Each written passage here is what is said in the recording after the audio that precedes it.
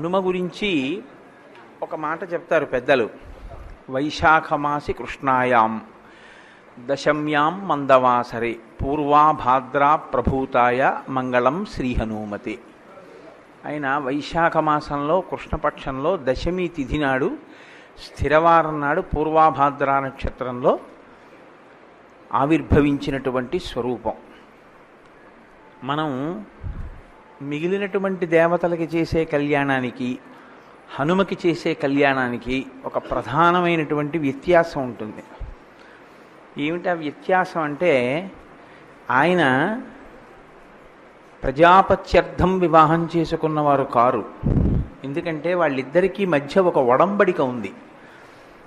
కామము లేనటువంటి వాణ్ణి, స్త్రీని చూసి ఇంద్రియములు చెలించని వాణ్ణి వివాహం చేసుకుంటాను అని సువర్చల ప్రతిజ్ఞ చేసింది. యజ్ఞయాగాది క్రతువులు చెయ్యడానికి భార్య పక్కన లేకపోతే అధికారం ఉండదు కనుక సాంసారిక జీవితమును అపేక్షించకుండా మాతృత్వమును కోరనటువంటి ఆడది కేవలం భర్తని ధర్మంలో అనుగమించడానికి సిద్ధపడేటటువంటి స్త్రీని వివాహం చేసుకుంటానని హనుమ ప్రతిజ్ఞ చేశారు. వీళ్ళిద్దరికీ సరిపోతుంది కాబట్టి సువర్చలని హనుమకిచ్చి వివాహం చేశారు. దీన్ని కళ్యాణం అంటారు. కళ్యాణం వేరు, వివాహం వేరు. మంత్రభాగాన్ని ఒకలాగే సమన్వయం చేసినా వివాహానికి అర్థం వేరుగా ఉంటుంది, కళ్యాణానికి అర్థం వేరుగా ఉంటుంది. కళ్యాణాన్ని వివాహంగా అర్థం చేసుకోకూడదు ఇప్పుడు. ఎందుచేత అంటే కళ్యాణము జీవబ్రహ్మైక్య సిద్ధి, వివాహము ప్రజాపత్యర్థం అంటే సంతానాన్ని పొందడం కోసం వివాహం చేసుకుంటారు. నేను ఒకప్పుడు చేసుకున్నది వివాహం, ప్రతి సంవత్సరం నేను వివాహం చేసుకోవాలి అని ఎన్నడూ కోరుకోకూడదు, అది అమంగళకరం. జీవితంలో ఒక్కసారే వివాహం. కానీ ఈశ్వరుడికి ఎప్పుడూ ప్రతి సంవత్సరం ప్రతిరోజు ఒక రోజులో అనేక పర్యాయాలు కూడా చెయ్యొచ్చు. కానీ అది వివాహం అనరు, దాన్ని కళ్యాణం అంటారు. ఎవరికి కళ్యాణం? ఆయనకి కాదు, చేసి మనకి కళ్యాణం. అందుకే కళ్యాణము అంటే జీవుడు బ్రహ్మముతో ఐక్యమైతే అద్వైత సిద్ధి కలిగితే దానికి కళ్యాణం అని పేరు. ఇప్పటి వరకు విడిపోయి నేను వేరుగా ఉన్నాను, జీవుణ్ణి అనుకున్నవాడు నేను బ్రహ్మమే అన్న జ్ఞానము కలిగితే కళ్యాణము సిద్ధించింది అంటారు. అటువంటి జ్ఞాన ఆవిర్భావము కొరకు కళ్యాణం చేస్తారు. అటువంటి జ్ఞానమే కలిగితే దాని ముందు ఇంకా ఐహికమైనటువంటి కోరికలు తీరడం పెద్ద విశేషం కాదు. అందుకే వివాహం చేసుకుంటే అక్షతలు వేస్తారు, కళ్యాణం చేస్తే తలంబ్రాలని అక్షతలుగా గ్రహిస్తారు. ఇది తేడా. నేను వివాహం చేసుకున్నాను అనుకోండి, వివాహానికి వచ్చిన వాళ్ళందరూ అప్పుడు నాకు వేశారు అక్షతలు. ఇప్పుడు హనుమకి కళ్యాణం అయిందనుకోండి, మీరు నేను లేచి సుముహూర్తానికి అక్షతలు వెయ్యాం. ఆయన తలంబ్రాలు పోసుకున్నటువంటి బియ్యాన్ని మనం అక్షతలుగా గ్రహించి తల మీద వేసుకుంటాం. అంటే ఆయన తలమించి సువర్చల శిరస్సు మించి జారినటువంటి బియ్యం ఏమున్నాయో అవి మనకి సకల కామ్యార్థ సిద్ధిని ఇవ్వగలవు. వాటిని మన తల మీద ధరిస్తే ఇప్పటి వరకు ఏ సమస్యలు ఉన్నాయో ఆ సమస్యలకి పరిష్కారం మళ్ళీ ఇక్కడే ప్రచోదనం అవ్వాలి, ఇక్కడే పుట్టాలి బుద్ధిలో. ఇక్కడ పుట్టి ప్రతిబంధకం విరిగిపోయేటట్టుగా ఆలోచించగలిగినటువంటి ప్రజ్ఞ పెరుగుతుంది.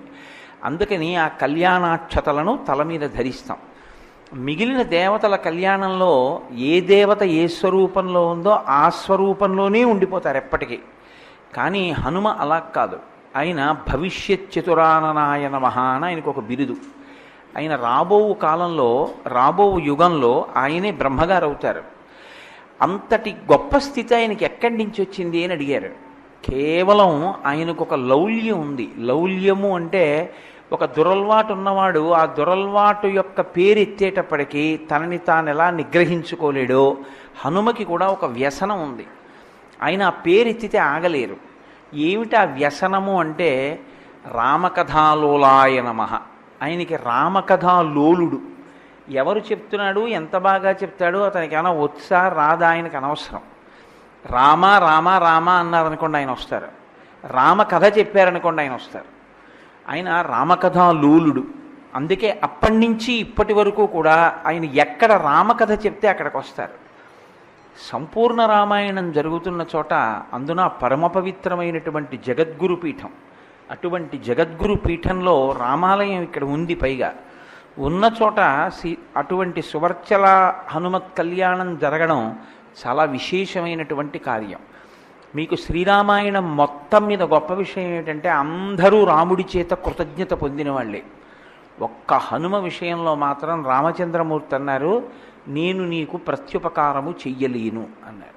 మదంగే జీర్ణతాం యాతు యత్తయోపకృతం కపేహి నరః ప్రత్యుపకారాణం ఆపత్సాయాతి పాత్రతాం అన్నారు. అంటే నీవు నాకు ఏ ఉపకారం చేశావో హనుమ, అది నా శరీరమునందు జీర్ణమైపోవుగాక. ఎందుచేత అంటే నరః ప్రత్యుపకారాణం, ఎప్పుడూ కూడా ప్రత్యుపకారాన్ని అపేక్షించే స్థితి ఎప్పుడు వస్తుందంటే మళ్ళీ మనకి కూడా అవతలవాడికి ఎటువంటి ఉపకారం చేశామో అటువంటి ఉపకారం మనం పొందవలసిన స్థితి వస్తే. రాముడికి ఆపద వస్తే ఉపకారం చేశారు హనుమ. ఇప్పుడు రాముడు హనుమకి ఉపకారం చేయాలంటే హనుమకి ఆపద రావాలి, హనుమకి ఆపద రాదు. కాబట్టి రాముడంతటి వాడు ఏమన్నాడంటే నరః ప్రత్యుపకారాణం ఆపత్సాయాతి పాత్రతాం, నేను నీకు ఆపద రావాలని కోరను, నీకు ఆపద రాదు కూడా. కాబట్టి నేను నీకు ప్రత్యుపకారము చెయ్యలేను. కాబట్టి ఏం చెయ్యగలను, నీవు చేసిన ఉపకారము నా శరీరమునందు జీర్ణమైపోవుగాక అన్నాడు. అంత గొప్ప స్థితిని పొందినటువంటి మహానుభావుడైన, ఎంత గొప్ప స్థితిని పొందారో అంత వినయం ఉన్నవారు, ఎంత వినయం ఉన్నవారో అంతటి మహాపాండిత్యం ఉన్నవారు. శౌచానికి సంప్రదాయానికి హనుమ పెట్టింది పేరు. ఆయనకి తెలుసున్నట్లు శాస్త్రం ఇంకెవరికీ తెలియదు. ఆయన ఆచరణ కూడా అంత గొప్పగా ఉంటుంది హనుమది. అందుకే మీరు చూసి ఉంటారు, పౌరాణికం వేరు వైదికం వేరు. ఎప్పుడూ కూడా ఇంద్రుడు పౌరాణిక ఇంద్రుడు వేరు, వైదిక ఇంద్రుడు వేరు. అందుకే వేదభాగాన్ని అనుసంధానం చేస్తూ కళ్యాణం చేసేటప్పుడు చెప్పేటటువంటి ప్రవర ఏదుంటుందో అందులో మీరు ఆయన యొక్క యథార్థ స్వరూపం గోచరం అవుతుంది. ఇవాళ ఆయనకి కళ్యాణం చేసేటప్పుడు ఏమని చెప్పారు ప్రవరలో? ఏదో పింగాక్ష శర్మన పౌత్రుడు, పింగాక్షుడు అనబడేటటువంటి శర్మగారి యొక్క పౌత్రుడు. చివర శర్మ పదం వేస్తున్నారంటే అర్థం ఏమిటి?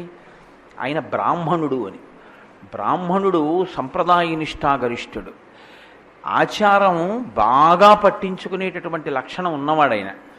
అటువంటి వాడు ఆయన బ్రాహ్మణుడు, ఆవిడ బ్రాహ్మణి. అందుకే కశ్యప ప్రజాపతి యొక్క కుమారుడైనటువంటి సూర్యనారాయణమూర్తి యొక్క కుమార్తె అయిన సువర్చలని, సాక్షాత్తు సూర్య తేజస్సు అయినటువంటి సువర్చలని నీకిచ్చి వివాహం చేస్తున్నాం అని సంకల్పం చేశాం. అంటే బ్రాహ్మణ వివాహంగా జరిగేటటువంటి వివాహం ఇదొక్కటే. సాధారణంగా దేవతల వివాహాలు బ్రాహ్మణ వివాహంగా చివర శర్మ పేరు చెప్పి చెయ్యడం అనేటటువంటిది చాలా అరుదు, అలా చెప్పరు.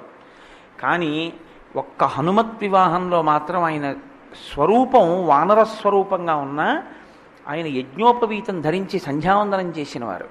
అందుకని బ్రాహ్మణుడిగానే ఆయన్ని చెప్తారు. అంతటి మహానుభావుడు. హనుమ కళ్యాణం కానీ చూసిన, ఆ అక్షతలు తల మీద ధరించిన, ఆ ప్రసాదం తీసుకున్న సర్వకార్యార్థ సిద్ధి కలుగుతుంది అని నేను చెప్పడం కాదు, పరాశర సంహిత చెప్తోంది. పరాశర మహర్షి చెప్పారు, ఇవాల్టి రోజున కళ్యాణం చేసినా అందున హనుమకి ఏది చేసినా కేవలం హనుమకి చేస్తే ఆయన క్రుద్ధుడవుతాడు, ఆయన కోపగిస్తాడు. హనుమకి ఏది చేసినా మీరు ఎంత రామనామం చేస్తే అంత సంతోషిస్తారు ఆయన, అంత ప్రసన్నమూర్తి అవుతాడు. అందుకే బహుశः ఎన్నో చోట్ల ఇవాళ కార్యాలు జరిగి ఉంటాయి. కానీ నేను అనుకుంటున్నాను, ఆంధ్రదేశం మొత్తం మీద మీరు వెళ్ళి కనుక్కుంటే ముందు రామనామం రాసి తర్వాత కళ్యాణం చేసినది ఈ ఒక్క ప్రాంగణంలోనే. కాబట్టి మనందరం కూడా ఆ రామచంద్రమూర్తి కృపచేత ధన్యత పొందాం. చాలా సంతోషం. ఎందుకంటే బ్రహ్మస్థానంలో కూర్చున్నవారు, ఆ పండితులు కూడా చాలా భక్తి తత్పరులై ఎంతో సంతోషంగా ఎంతో ఆనందంగా చేశారు. అందులో ఆయన చదువుతున్నప్పుడు ఆ చూర్ణికా పఠనం చేసేటప్పుడు ఆచార్యులు గారు ఆ శ్రీరామపత్ని జనకస్య పుత్రి అని హనుమకి ఆశీర్వచనం ఎవరి పేరెత్తి కావాలి అంటే సీతారాములు నిన్ను ఆశీర్వదిస్తున్నారయా సుముహూర్త సావధాన అన్నారనుకోండి, పొంగిపోతారు. నాకు ఎందుకో ఆలోచన రాలేదు. కానీ అసలు పక్కన ఒక సింహాసనం వేసి సీతారాముల్ని కూర్చోబెట్టి కళ్యాణం చేస్తే ఆయన మరింత పొంగిపోతారు. ఏం బెంగలేదు, వెనకాతలు ఉన్నారు. నేను అదే అనుకున్నాను, కానీ ఉన్నారు, నా బుద్ధికి కలిగిన వైక్లభ్యాన్ని ఈశ్వరుడు దిద్దాడు అనుకున్నాను. కాబట్టి సీతారాముల సమక్షంలో జరిగిన కళ్యాణం, సంపూర్ణ రామాయణ ప్రవచనాంతర్గతంగా జరిగిన కళ్యాణం, పట్టాభిషేకానికి 2 రోజుల ముందు జరిగిన కళ్యాణం, రావణ వధ రోజు జరిగిన కళ్యాణం, రామనామం చెప్పి జరిగిన కళ్యాణం, మహాసంకల్పంతో జరిగిన కళ్యాణం, యథాశాస్త్రంగా జరిగిన కళ్యాణం, ఒక జగద్గురు పీఠంలో జరిగిన కళ్యాణం, ఇంతకన్నా మీకేం కళ్యాణం కావాలి? ఆ కళ్యాణాన్ని వీక్షించడమే కళ్యాణం. కాబట్టి మీ అందరికీ, నాకు అందరికీ హనుమ యొక్క సంపూర్ణమైన కృపాకటాక్షములు కలగాలి అని ఆయన పాదములు పట్టి సాంజలిబంధకంగా నమస్కరించి ప్రార్థన చేస్తూ స్వస్తి.